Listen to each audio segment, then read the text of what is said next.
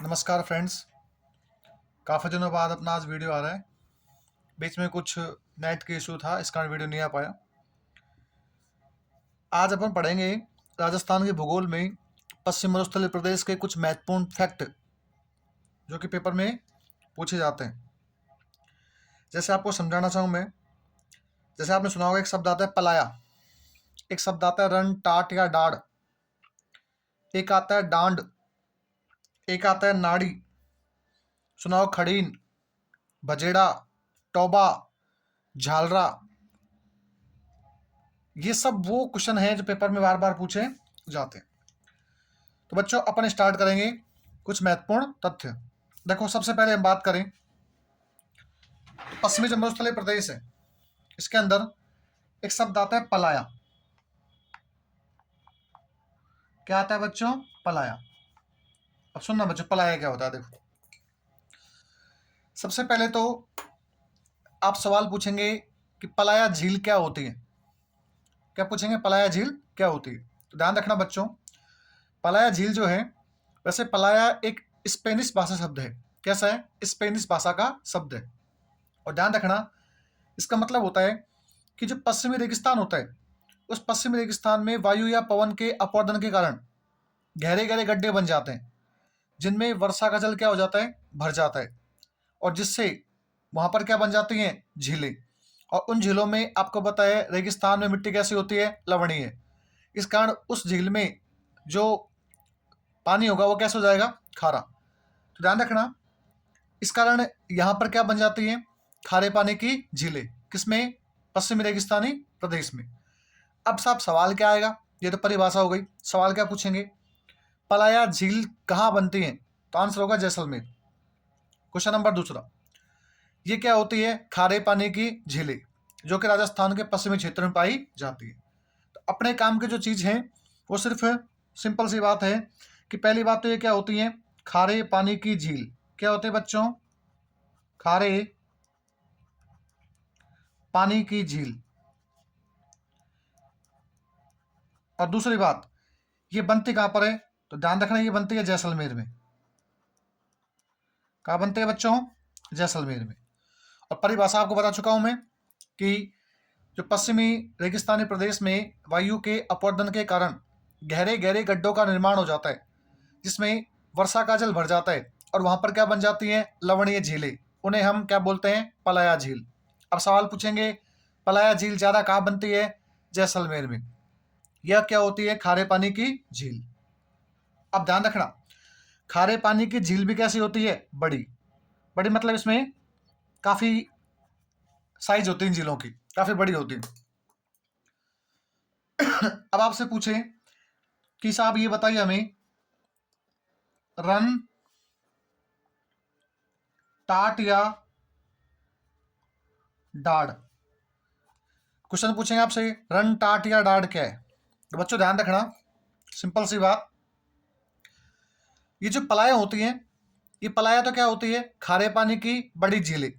जबकि रन टाट या डाड़ का मतलब होता है खारे पानी की छोटी झील। क्या होती है बच्चे? खारे पानी की छोटी झील। तो आपको एक ही बात ध्यान रखनी है कि ये खारे पानी की, कौन से पानी के बच्चों? खारे पानी की। और खारे पानी की क्या होती है? छोटी झील। झील कौन सी होती है? छोटी। सिंपल सी बात ध्यान रखना बच्चों, यदि आपसे पूछे पलाया तो क्या बोलोगे? खारे पानी की बड़ी झील जो कि जैसलमेर में बनती है। जबकि आपसे पूछे रन टाट या डाड़ क्या होती है, सिंपल सी बात बोलना, खारे पानी की छोटी झील या पलाया का छोटा रूप क्या कहलाता है? रन टाट या डाड़। और ये भी कहाँ मिलती है सर्वाधिक? तो ये मिलती है जैसलमेर में। कहाँ मिलती है बच्चों? जैसलमेर में। अब नेक्स्ट बात करते हैं बच्चों, इसके बाद हम नेक्स्ट आता है हमारा एक शब्द आता है डांड। क्या आता है बच्चों? डांड। आप सभी से अनुरोध है, इस क्लास को ज़्यादा से ज़्यादा शेयर कीजिए। और यदि आपको अच्छा लगता है कंटेंट तो प्लीज़ कमेंट्स में अपने फीडबैक जरूर दीजिए। मैं आपको इतना विश्वास दिला सकता हूँ कि आप यूट्यूब प्लेटफॉर्म पे कहीं भी सर्च मार लीजिए, आपको जो पेड कोर्स है, जिसको आप पैसे दे के खरीदते हो कोर्स को, उस कोर्स के अंदर भी आपको इतना अच्छा कंटेंट कोई नहीं प्रोवाइड करवाएगा, ये मेरी गारंटी है। आपको यूट्यूब पर इतनी मेहनत करते हैं, आपके लिए वीडियोज़ बनाते हैं, कंटेंट आपको अच्छा दे रहे हैं, उसके बाद आप सपोर्ट नहीं करोगे तो ये क्लासें कंटिन्यू नहीं हो पाएंगी। तो आपसे रिक्वेस्ट है कि इन क्लासों को जितना हो सके शेयर कीजिए और ज़्यादा से ज़्यादा जो है अपना फीडबैक दीजिए। अब आता है बच्चों डांड क्या होती है। तो ध्यान रखना बच्चों, जो विशिष्ट लवणीय झील होती है, इसके लिए एक शब्द आता है बच्चों, विशिष्ट लवणीय झील। क्या आता है बच्चों? विशिष्ट लवणीय झील। एक ही बात ध्यान रखनी है, विशिष्ट लवणीय झील उसे हम क्या बोलते हैं? डांड। मतलब ये खारे पानी की विशिष्ट क्या होती है? झील, मतलब महत्वपूर्ण झील होती है। नेक्स्ट बात करते हैं बच्चों नाड़ी। नाड़ी ये सवाल है जो पेपर में पूछे जाते हैं और किताबों में आपको नहीं मिलते हैं ये। अब देखो बच्चों नाड़ी क्या होती है। आपको पता है बच्चों कि पश्चिमी जो रेगिस्तानी प्रदेश है इसको बोलते हैं मरुस्थल। इस मरुस्थल में आपको पता है वर्षा की बहुत ज़्यादा अनियमितताएं पाई जाती हैं। वर्षा वहाँ होती नहीं है, और होती भी है तो लगभग 0 से 5 या 10 या 25 सेंटीमीटर के आसपास होती है। और इतने जल में वहाँ के जो जीव जंतु हैं और वहाँ के जो मनुष्य हैं उनको जो पेयजल होता है या जो डेली नीड के लिए जो वर्षा का जल चाहिए होता है वो उनको मिल नहीं पाता है। तो वो क्या करते हैं, वर्षा के दौरान जो वर्षा का जल होता है उसको वो एकत्रित करते हैं, इकट्ठा करते हैं, और इकट्ठा करने का जो माध्यम है वही नाड़ी कहलाता है। तो सिंपल सी बात ध्यान रखना बच्चों कि रेगिस्तानी प्रदेश में रेगिस्तानी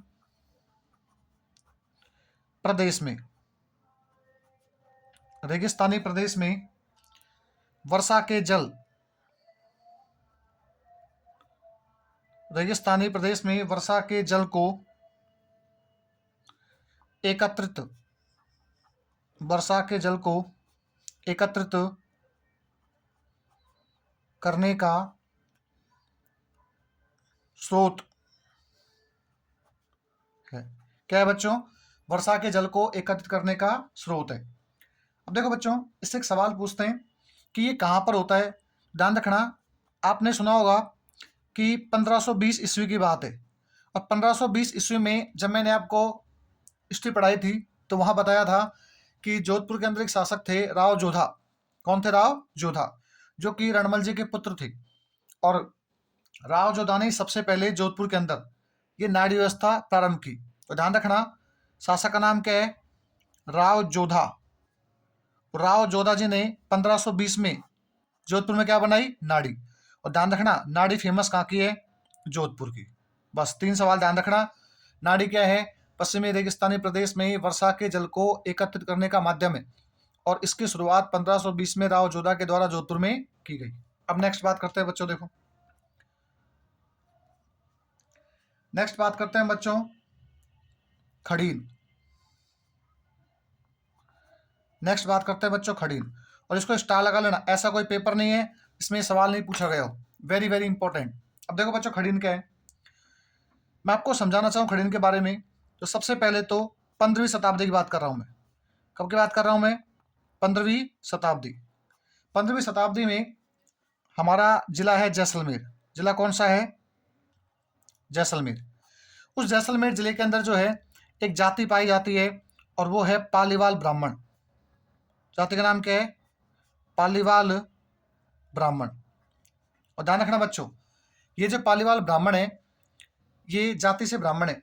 और आप सुना भी होगा, राजस्थान के मुख्यमंत्री रह चुके हैं टीकाराम पालीवाल, जो क्या थे? पहले निर्वाचित मुख्यमंत्री। अब देखो बच्चों, ये जो 15वीं शताब्दी में जैसलमेर के अंदर पालीवाल ब्राह्मणों के द्वारा जो वर्षा का जल होता है, क्या होता है बच्चों? वर्षा का जल। उस वर्षा के जल को संग्रहण क्या करेंगे बच्चों? वर्षा के जल को संग्रहण करने की एक पद्धति है। क्या है? पद्धति।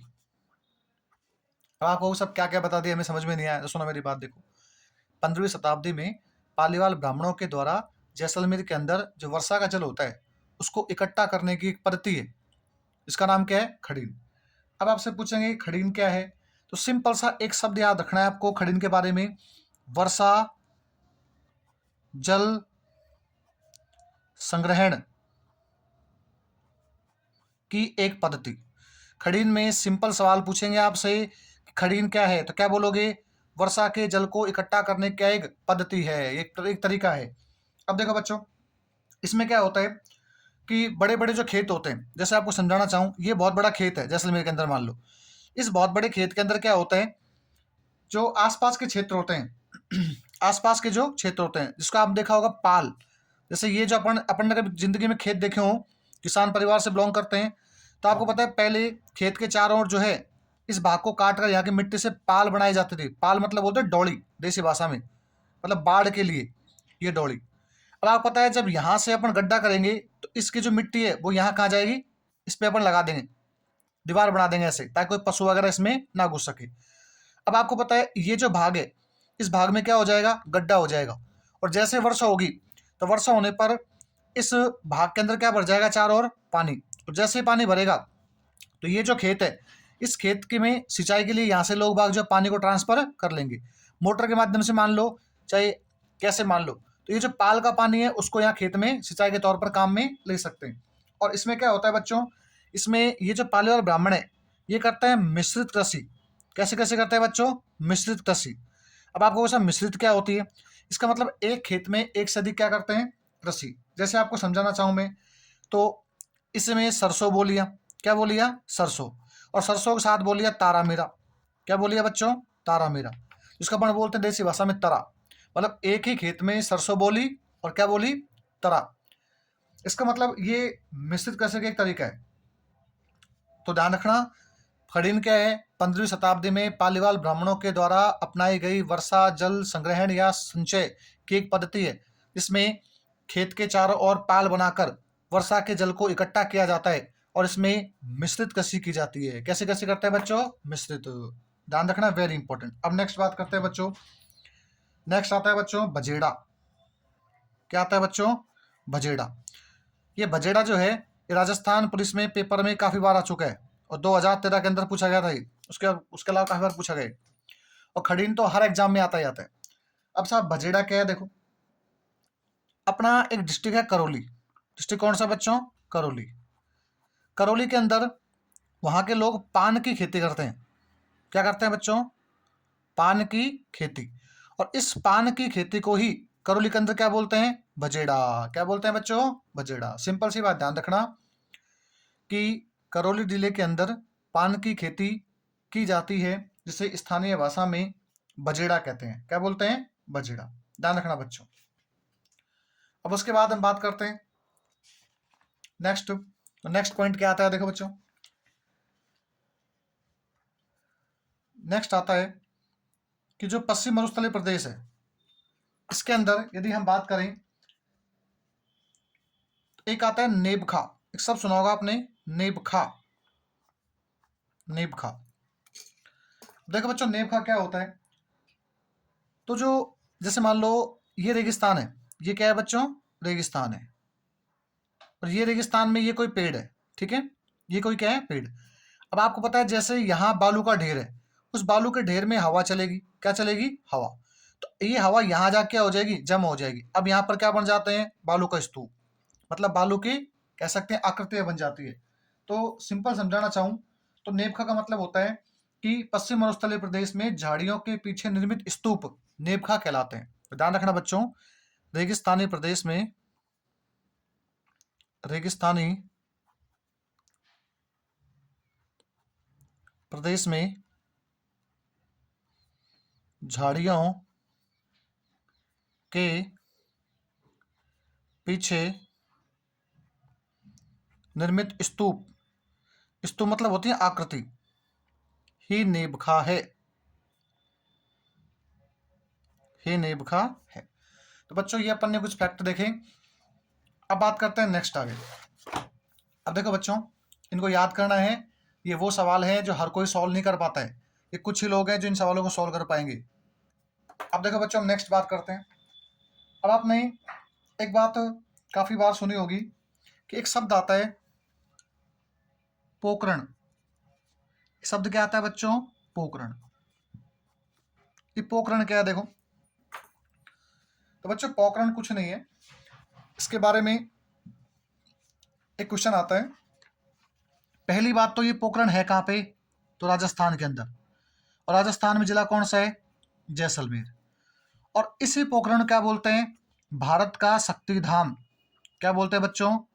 भारत का शक्ति धाम। क्या बोलते हैं बच्चों?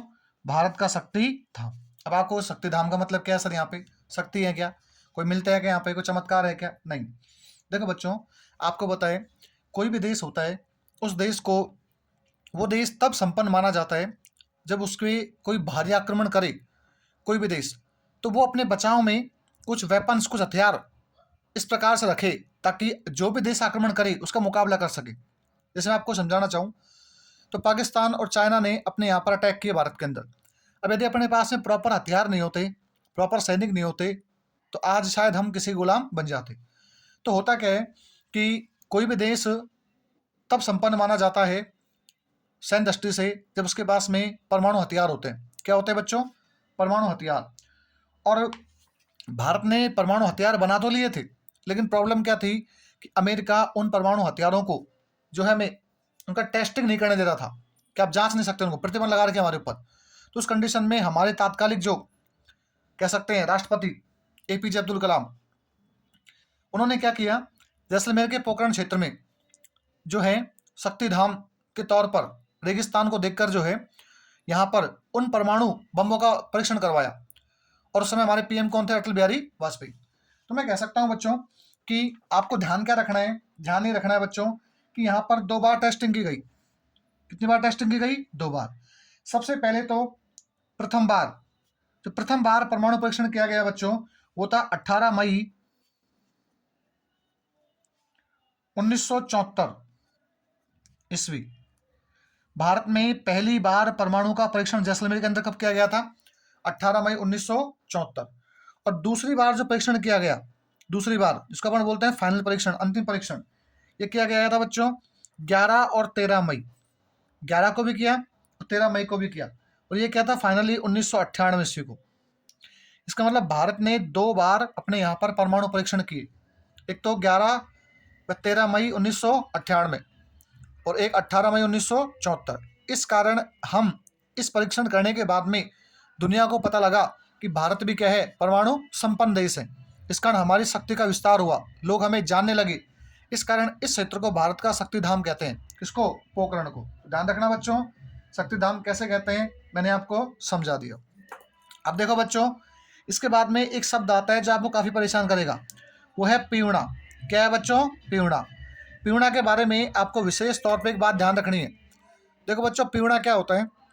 तो पीवड़ा के बारे में एक तो शब्द पड़ता है राजस्थान कल्चर के अंदर पावड़ा, एक होता है पीवड़ा। पावड़ा का मतलब होता है दामाद, ये कह सकते हैं जिससे अपनी बेटी की शादी होती है। और एक होता है पीवड़ा।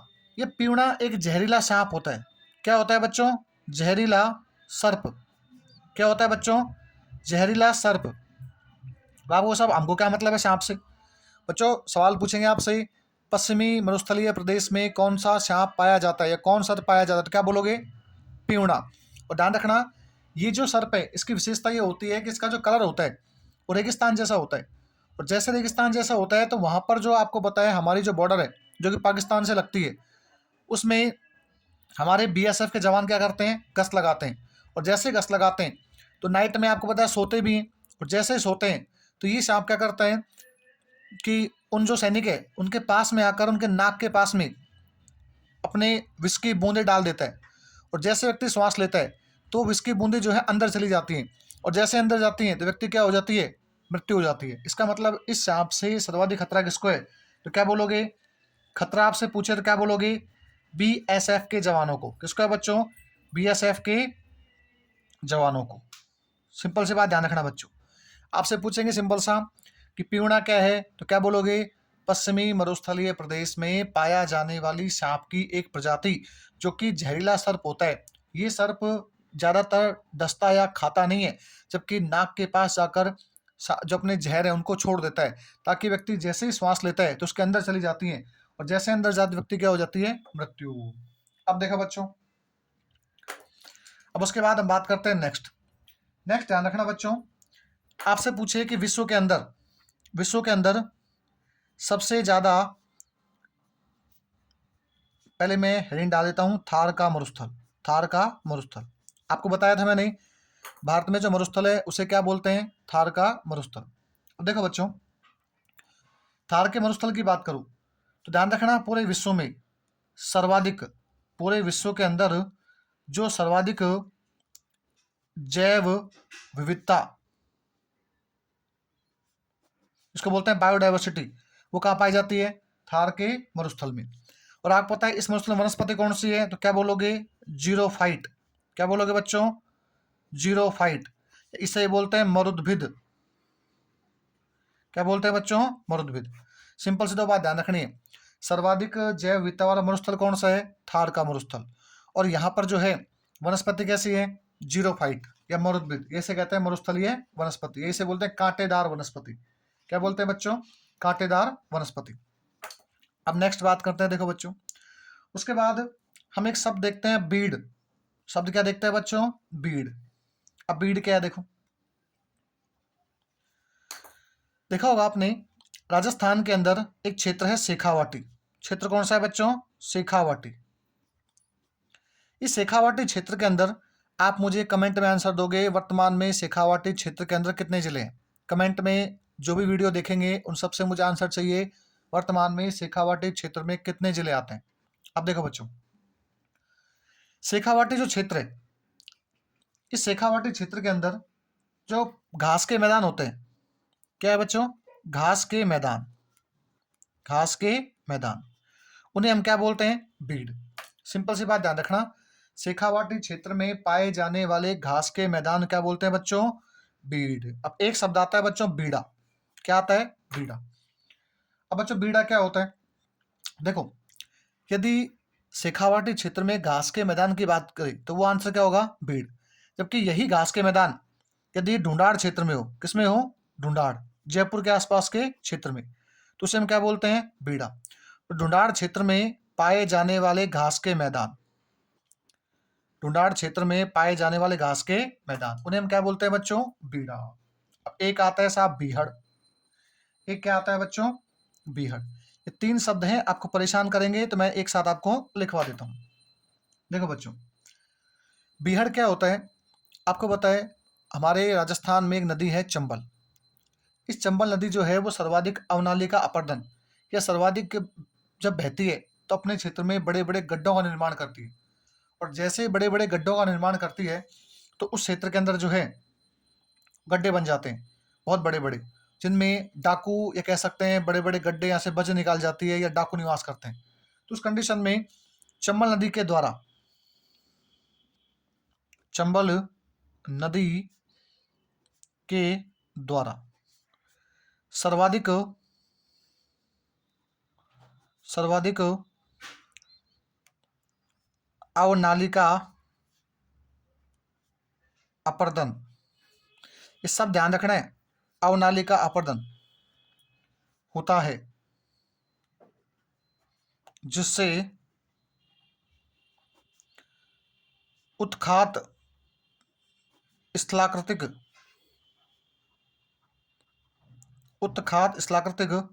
का निर्माण होता है,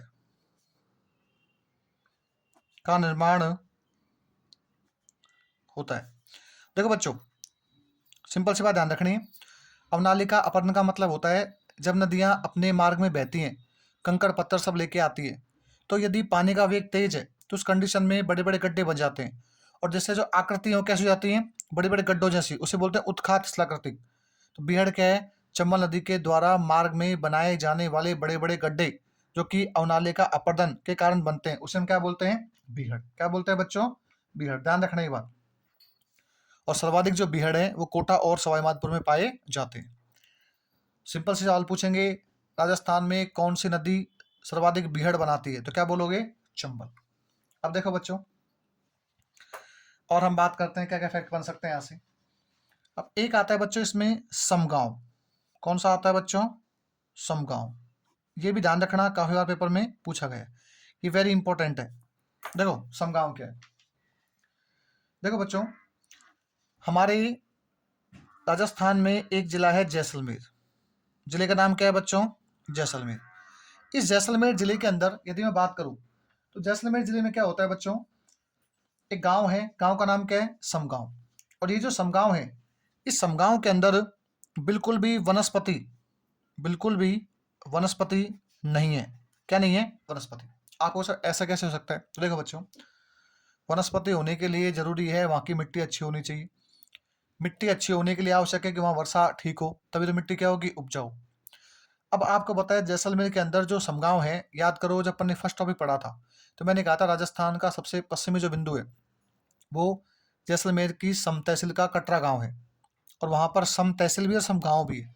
तो उस कंडीशन में यहाँ पर बिल्कुल वर्षा नगण्य होती है, लगभग 0 से 5 सेंटीमीटर के आसपास। अब आपको पता है पूरे वर्ष भर में वर्षा बहुत कम होगी तो वनस्पति नहीं होगी। इस कारण यहाँ वनस्पति क्या पाया जाता है? अभाव। मतलब यहाँ वनस्पति नहीं है। सिंपल सवाल पूछेंगे, यह वनस्पति रहित गांव है। क्या है बच्चों? वनस्पति रहित गांव है। और ध्यान रखना यहाँ वर्षा भी क्या होती है? न्यूनतम। अब देखो बच्चों, उसके बाद हम बात करते हैं रेगिस्तान का। नेक्स्ट पॉइंट है रेगिस्तान का मार्च। ये आपको पूछेंगे मरुस्थल का मार्च। मरुस्थल का मार्च बच्चों ये पेपर में आ चुका है काफी बार। रेगिस्तान का मार्च या मरुस्थल का मार्च किसे कहते हैं? सिंपल सी बात ध्यान रखना बच्चों, रेगिस्तान का मार्च या जो मरुस्थल का मार्च होता है, देखो बच्चों यदि एक क्षेत्र से बढ़कर, जैसे मान लो मैंने कहा ये कोई मरुस्थल था, ये क्या था? कोई मरुस्थल। ये मरुस्थल जैसे मान लो ये राजस्थान है हमारा, जैसे मैं आपको समझाना चाहूं तो जैसे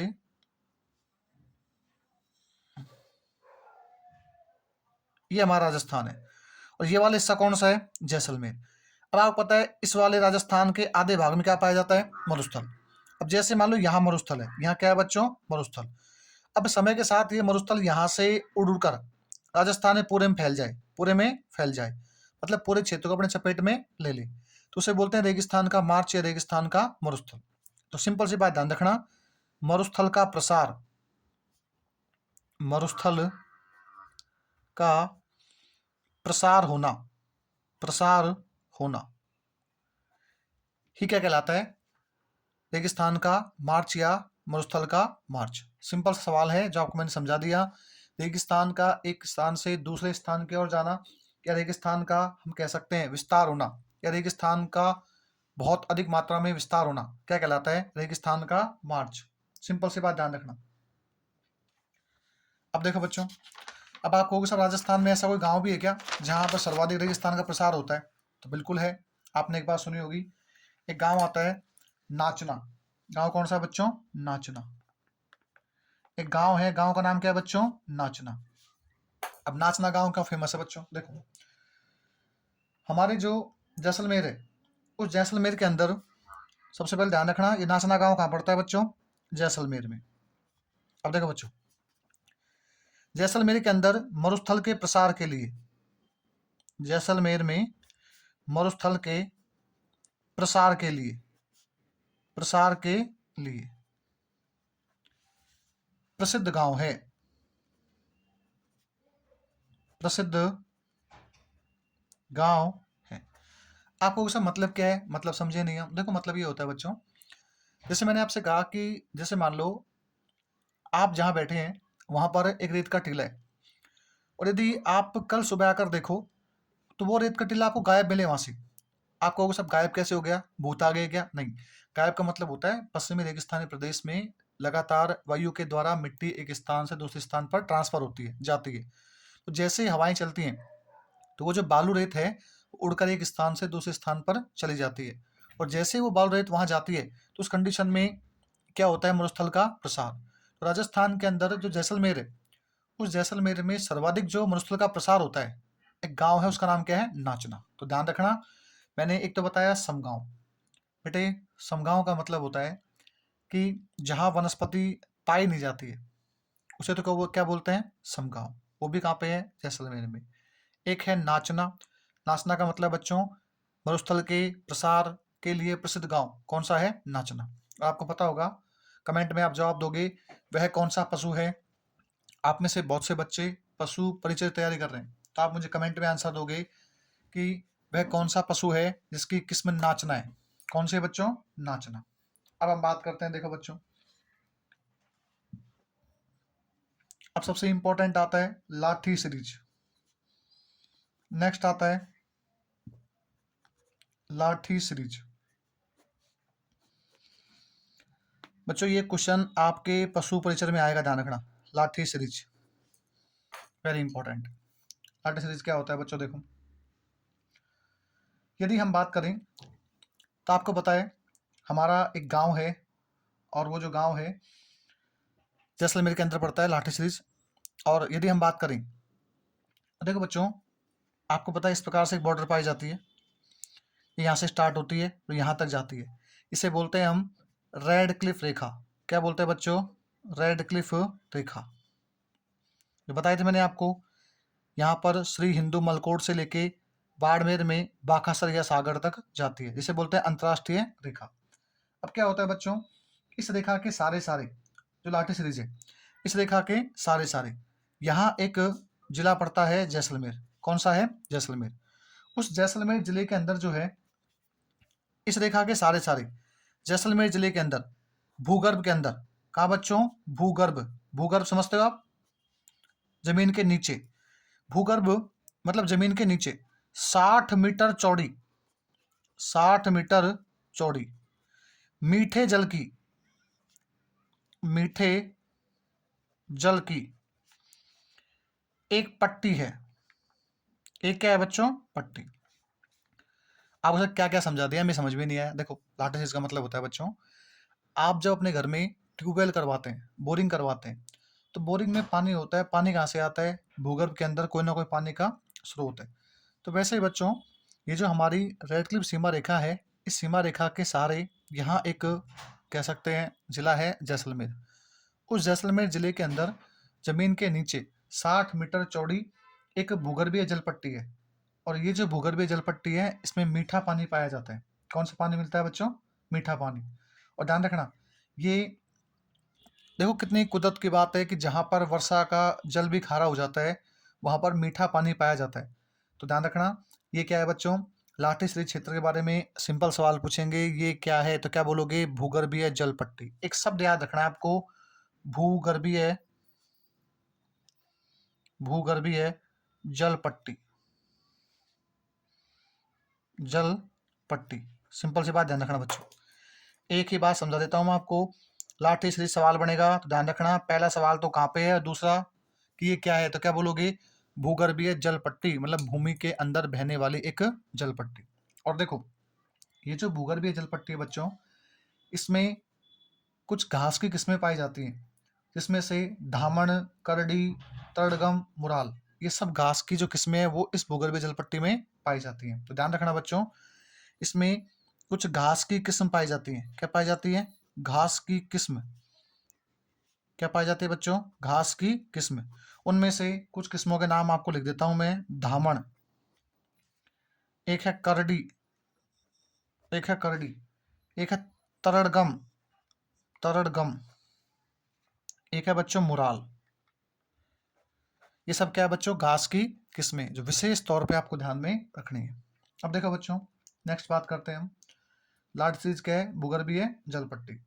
यहाँ पर क्या है? 60 मीटर चौड़ी धरातल के नीचे जैसलमेर जिले में पानी का एक मीठा स्रोत है, जिसमें उस स्रोत के ऊपर जो है कुछ घास की किस्में पाई जाती हैं, जिसमें धामण, करडी, तड़गम और मुराल प्रसिद्ध है।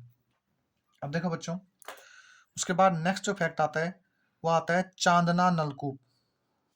क्या आता है बच्चों? चांदना नलकूप।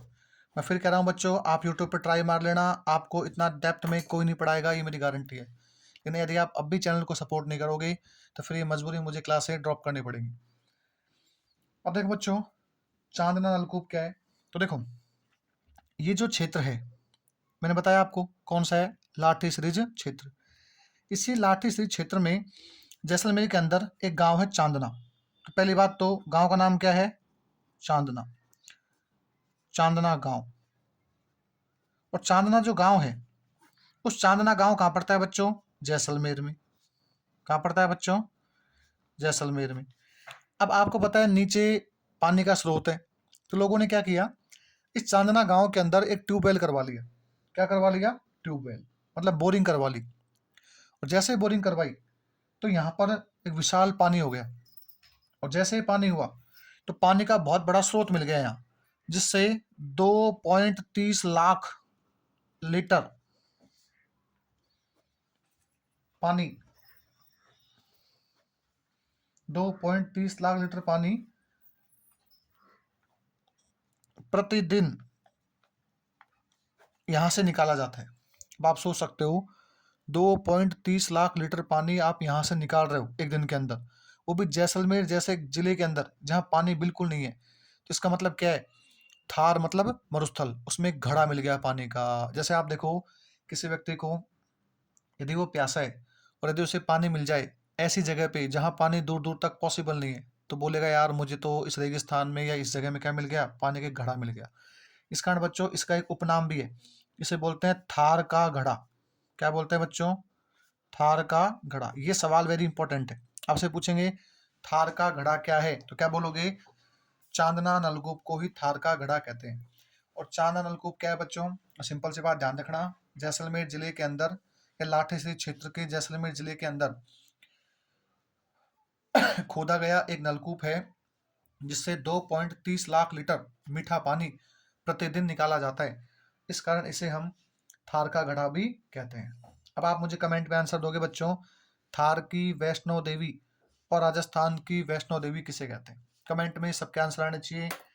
वह कौन सी माता है जिसे हम थार की वैष्णो देवी और साथ में राजस्थान की वैष्णो देवी के नाम से भी जानते हैं? तो बच्चों कमेंट में आपके आंसर आने चाहिए। एक सेकंड।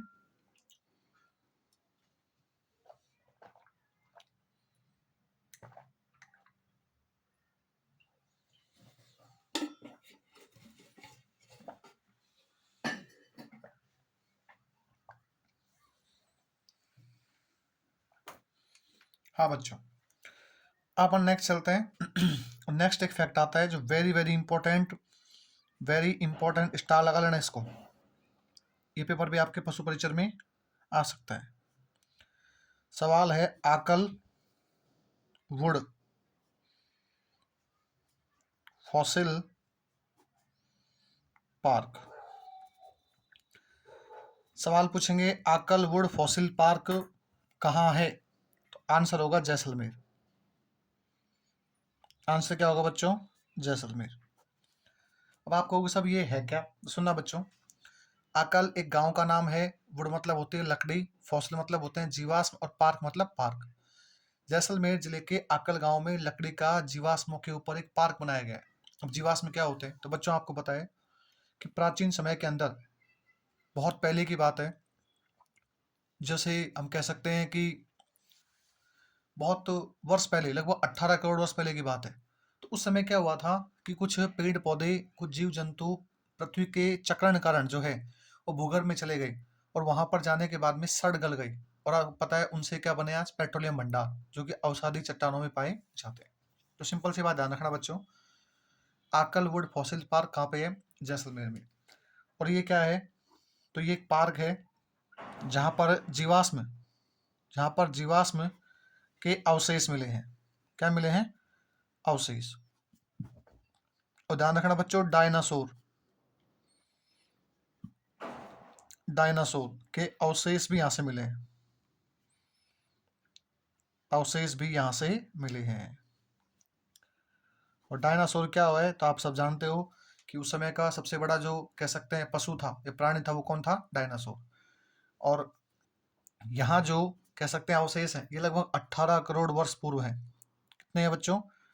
18 करोड़ वर्ष पूर्व के।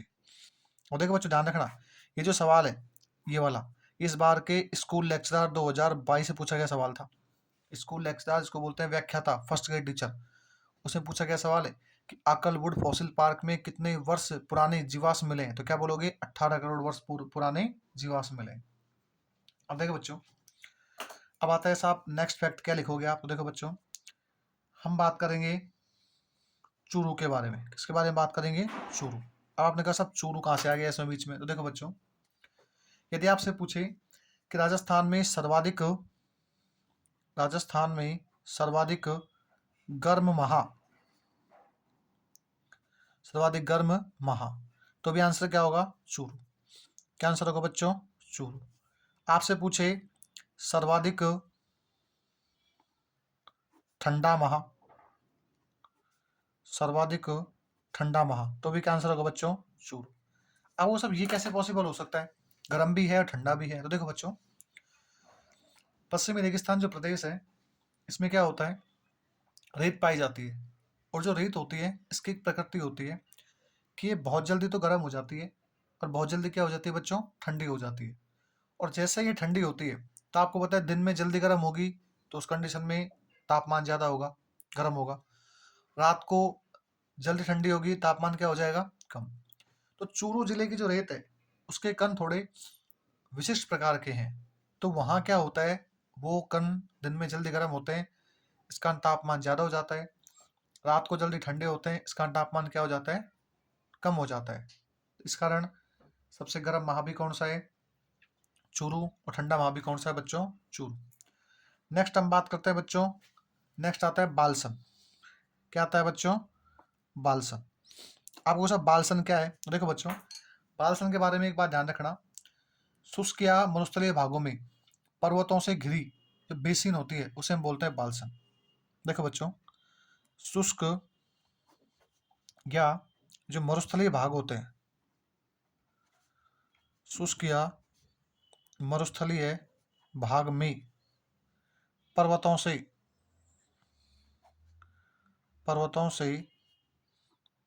घिरी बेसिन, बेसिन समझते हो? क्षेत्र, उसे बालसन कहते हैं, उसे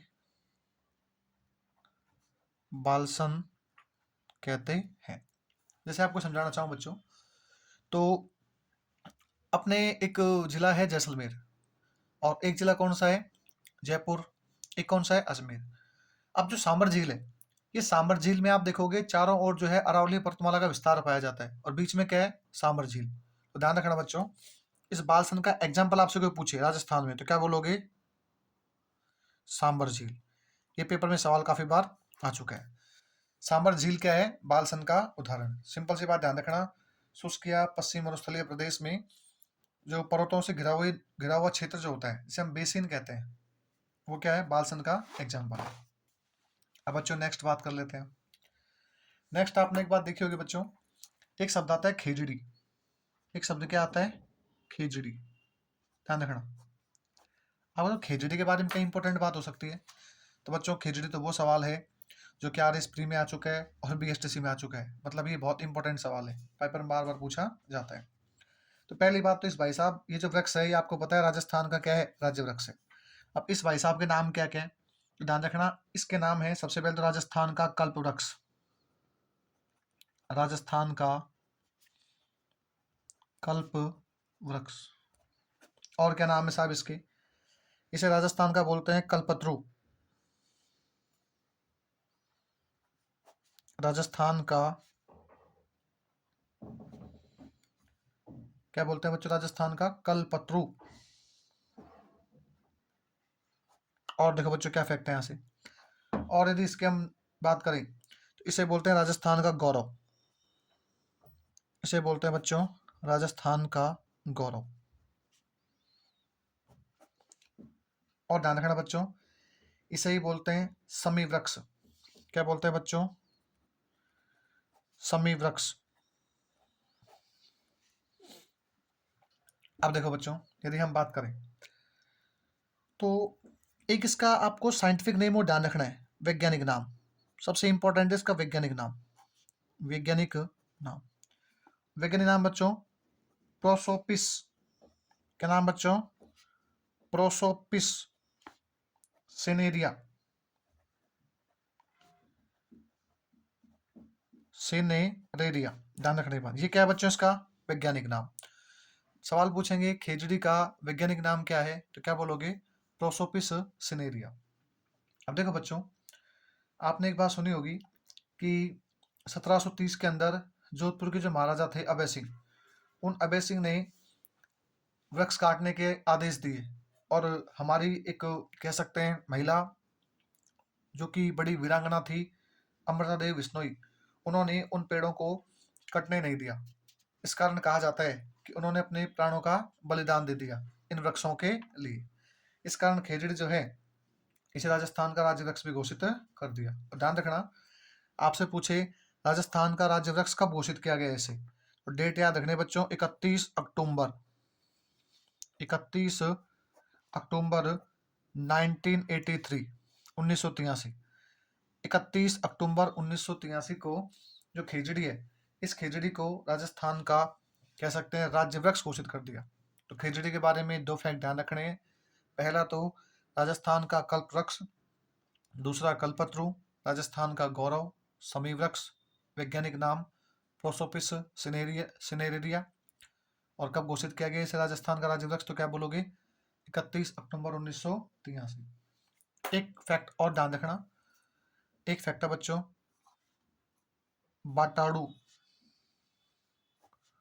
बाटाड़ू का कुआं, ये भी इंपॉर्टेंट है बच्चों, काफी बार पेपर में आ चुका है। देखो बच्चों, बाटाड़ू कुएं की बात करें तो बायतू पंचायत है। पंचायत कौन सी है, बायतू। बायतू एक पंचायत है, और बायतू पंचायत के अंदर जो वहाँ डिस्ट्रिक्ट लगता है वो है बाड़मेर। कौन सा लगता है बच्चों, बाड़मेर। तो बायतू पंचायत बाड़मेर जिले के अंदर, ध्यान रखना, संगमरमर से निर्मित, संगमरमर से निर्मित एक कुआं है। और ध्यान रखना, ये कुआं क्या है, शिल्पकला का बेजोड़ नमूना। ये क्या है बच्चों, शिल्पकला का बेजोड़ नमूना। सिंपल सी बात ध्यान रखना बच्चों, बाटाड़ो कुएं के बारे में आपसे कोई पूछे तो आपको ध्यान रखना है कि सबसे पहले तो बायतू पंचायत बाड़मेर के अंदर संगमरमर से निर्मित शिल्पकला का एक बेजोड़ नमूना है। और ध्यान रखना, इसका जो निर्माण है बच्चों वो रावल गुलाब सिंह, इसका जो निर्माण है बच्चों, निर्माण करवाया था रावल गुलाब सिंह, रावल गुलाब सिंह। ये कुछ फैक्ट थे जो आपको ध्यान में रखने हैं। किसके बारे में, पश्चिमी मरुस्थलीय प्रदेश के बारे में। अब देखो बच्चों, जितनी देर में आपको मैंने फैक्ट पढ़ाए हैं उतने देर में तो लोग बाग जो है कंप्लीट भौतिक प्रदेश को ही पढ़ा देते हैं। आप यूट्यूब पे जाकर ट्राई करना, आपको पता लगेगा। फिर भी आप हमें सपोर्ट नहीं करोगे तो मजबूरन जो है ये क्लास हमें बंद करनी पड़ेगी। बच्चों मैं इतना कह सकता हूँ, इनको पढ़ने के बाद जो है आपको एग्जाम के अंदर कोई प्रॉब्लम आने वाली नहीं है। अब देखो बच्चों, मैं आपको कुछ और फैक्ट बताता हूँ यहाँ से जो वेरी वेरी इंपॉर्टेंट है। सबसे पहले हम बात करें, कुछ यहाँ गवर्नमेंट के प्रोग्राम है, उससे पहले मैं आपको कुछ संस्था लिखवा देता हूँ। एक संस्था है काजरी, CAZRI, इसको स्टार लगा लेना, वेरी इंपॉर्टेंट है। इसे बोलते हैं centre arid zone research institute. पूरा नाम क्या है इसका, centre arid zone research institute. अपन को वहाँ हिंदी में लिखा मिलेगा केंद्रीय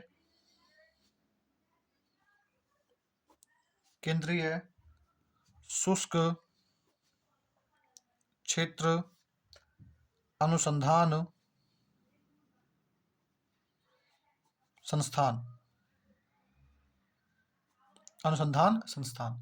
देखो बच्चों, काजरी शॉर्ट नाम है, पूरा नाम क्या है, केंद्रीय शुष्क क्षेत्र अनुसंधान संस्थान। पहला सवाल तो, काजरी का पूरा नाम क्या है, केंद्रीय शुष्क क्षेत्र अनुसंधान संस्थान। इंग्लिश में centre arid zone research institute. लेकिन पेपर में हमेशा पूछेंगे आपसे कि इसका पूरा नाम बताइए। अब ये क्या है मामला, तो देखो बच्चों, इसका जो मुख्यालय है, मुख्यालय वो है हमारे जोधपुर में। कहाँ पे है बच्चों, जोधपुर में। अब एक काम क्या करता है सर, तो बच्चों ये जो काम करता है, इसका जो मुख्य उद्देश्य लगाने का, मुख्य जो उद्देश्य इसका उद्देश्य वो है बच्चों मरुस्थल।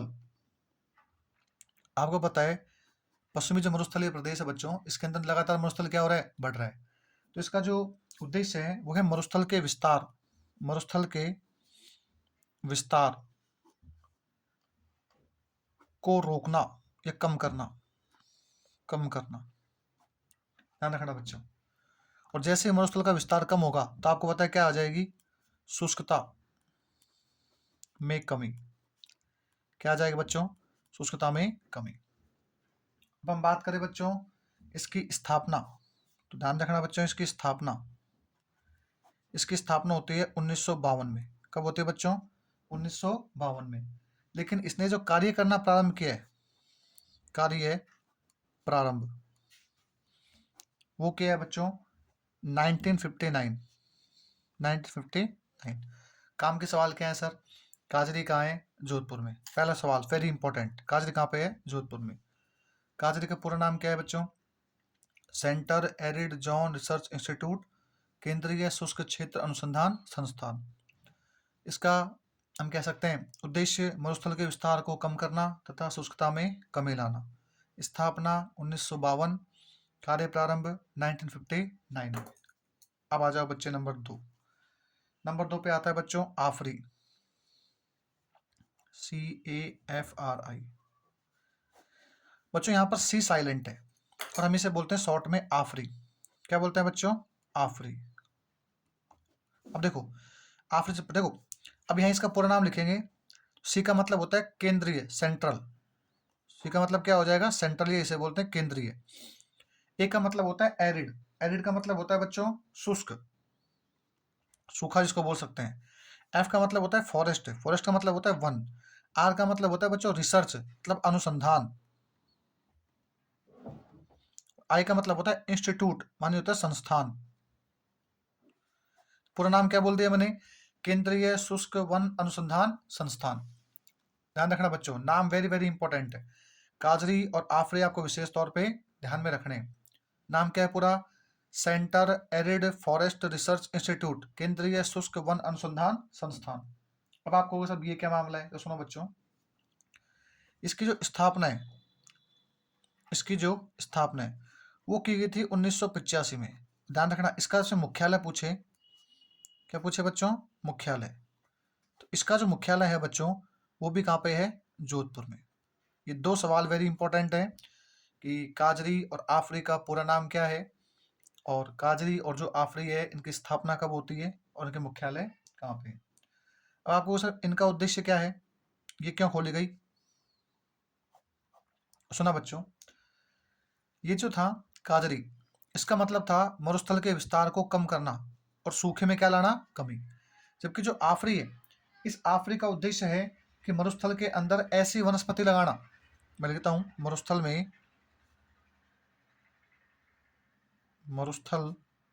में ऐसी वनस्पति लगाना जो सूखा सहन कर सके। आपको सब इसका मतलब क्या है, देखो बच्चों मतलब ये है, आपको पता है जो मरुस्थल होता है वो एक स्थान से दूसरे स्थान पर ट्रांसफर होता है, लगातार बढ़ता है। और जो मरुस्थल के मार्ग में यदि कोई अवरोध नहीं होगा, कोई बैरियर नहीं होगा, तो उस कंडीशन में क्या हो जाएगा, ये लगातार फैलता रहेगा। अब यदि जगह जगह मरुस्थल में पेड़ पौधे लगा दिए जाएं तो आपको पता है पेड़ पौधे मरुस्थल के विस्तार को रोकते हैं, और जैसे ही मरुस्थल के विस्तार को रोकते हैं तो उस कंडीशन में वहां पर पेड़ पौधे होना बहुत ज़्यादा जरूरी है। अब यदि मान लो आपने मरुस्थल में जैसलमेर जैसे के अंदर लगा दिए आम के पेड़, आपने वहां लगा दिए जामुन के पेड़, सागवान के पेड़, तो कहाँ से होंगे। तो आफरी क्या करता है, ऐसे पेड़ों की जानकारी प्राप्त करता है जो कि वहां लग सके। अब आपको पता है वहां पेड़ कौन से लगेंगे, जिनकी पत्तियां क्या होंगी, छोटी, जिनकी जड़ें क्या होंगी, लंबी, और जो बहुत दिनों तक बिना पानी के भी जीवित रह सकते हैं। तो ऐसी वनस्पति लगाना जो कि सूखे को सहन कर सके और आसानी से वहां पर सर्वाइव कर सके, या कह सकते हैं आसानी से वहां पर जो है उग सके। तो बच्चों ये कुछ फैक्ट है किसके बारे में अपन ने पढ़ा आज, पश्चिम उत्तर प्रदेश के महत्वपूर्ण फैक्ट। अब बच्चों एक बार अपन रिवीजन करते हैं, क्योंकि बिना रिवीजन कुछ भी नहीं है। और आप सभी जो है वीडियो को स्किप ना करें और मेरे साथ रिवीजन करेंगे। अपन ने जो पढ़ा है उसे क्या करेंगे, रिवीजन। देखो सबसे पहले यदि कोई बात समझ में नहीं आती है तो आराम से अब आपको समझ में आ जाएगी। देखो बच्चों, सबसे पहले मैंने पढ़ाया पलाया। तो पलाया क्या है बच्चों? खारे पानी की बड़ी झील जो कि जैसलमेर में पाई जाती है। रन, टाट या डाड क्या है बच्चों? खारे पानी की छोटी झील जो कि जैसलमेर में पाई जाती है। डांड क्या है बच्चों? तो विशिष्ट लवणीय झील क्या कहलाती है? डांड। अब बच्चों, नाड़ी क्या होता है? तो ध्यान रखना, रेगिस्तानी प्रदेश में वर्षा के जल को इकट्ठा करने का जो स्रोत है उसे क्या बोलते हैं? नाड़ी। और सबसे पहले नाड़ी के बारे में जानकारी किसने दी थी? ध्यान रखना, वो थे राव जोधा। और जोधा कौन है? तो आप जानते हो, जयपुर के शासक है, जिन्होंने 1459 में एक दुर्ग बनाया जिसे बोलते हैं मेहरानगढ़ दुर्ग। और कहाँ बनाया? चिड़ियाटुक की पहाड़ी पे। अब उसके बाद हम बात करते हैं बच्चों, अब आप मुझे कमेंट में क्वेश्चन का आंसर दोगे और सभी को देना है। आप मुझे बताओगे कि राजस्थान का सबसे छोटा जिला धौलपुर और राजस्थान का सबसे बड़ा जिला जैसलमेर, तो धौलपुर से जैसलमेर कितना गुना बड़ा है? क्वेश्चन नंबर पहला। क्वेश्चन नंबर दूसरा, जो राजस्थान है और राजस्थान में उत्तर से दक्षिण की लंबाई कितनी है? क्या बोलोगे बच्चे? राजस्थान में उत्तर से दक्षिण की लंबाई। और राजस्थान में पूर्व से पश्चिम की चौड़ाई कितनी है? इन सबके आपको कमेंट जो है कमेंट में आंसर देने हैं। एक बात और, राजस्थान का सबसे पूर्वी बिंदु कौन सा है? ये आप मुझे कमेंट में आंसर दोगे। अब आ जाओ, नेक्स्ट आता है खड़ीन। 15वीं शताब्दी में जैसलमेर के अंदर पालीवाल ब्राह्मणों के द्वारा अपनाई गई वर्षा जल संग्रहण की एक पद्धति है। इसमें खेतों के चारों ओर पाल बनाकर मिश्रित कृषि की जाती है। इसे क्या बोलते हैं? खड़ीन। अब आता है बच्चों बजेड़ा।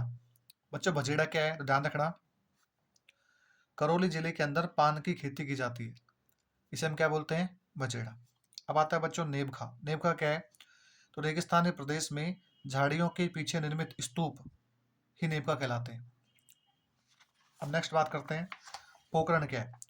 तो बच्चों पोकरण के बारे में ध्यान रखना, पोकरण के बारे में आपको बताया मैंने, पोकरण को बोलते हैं भारत का शक्ति धाम। क्यों कहते हैं? तो मैंने आपको हिस्ट्री बता दी। और यहाँ पर भारत ने अपने परमाणु परीक्षण किए 2 बार। पहली बार किया 18 मई 1974 और दूसरी बार किया 11 व 13 मई 1998। अब बात करते हैं पीवड़ा। पीवड़ा जो है एक जहरीला सर्प है जो कि बीएसएफ के जवानों को प्रभावित करता है और ये पश्चिमी रेगिस्तानी प्रदेश में पाया जाता है। उसके बाद बात करते हैं बच्चों थार का मरुस्थल। थार का जो मरुस्थल है इसमें सर्वाधिक जैव विविधता पाई जाती है। अब जैव विविधता क्या होती है? बायोडाइवर्सिटी मतलब क्या है कि विषम परिस्थितियों के अंदर भी वहाँ पर बहुत सी चीज़ें सर्वाइव कर पा रही हैं। मतलब वहाँ परिस्थितियाँ अनुकूल नहीं है फिर भी क्या है, वहाँ पर लोग निवास करते हैं, विविधताएं बहुत ज़्यादा हैं, अनेकताएं बहुत ज़्यादा हैं, उसे बोलते हैं बायोडाइवर्सिटी। और यहाँ पर जो वनस्पति मिलती है कौन सी बच्चों? जीरोफाइट या मरुद्भिद।